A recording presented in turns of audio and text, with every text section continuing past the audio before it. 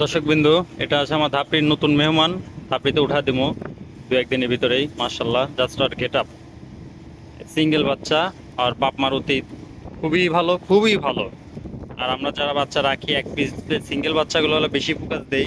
আর আমরা তো ভাই সব বাচ্চা রাখি না, বিশেষ করে আমি রাখি না, কারণ আমার ভাই তেমন রাখতে চাইলেও রাখতে পারি না। এটা আপনারা ভালো করে জানেন যে আমার পরিস্থিতি।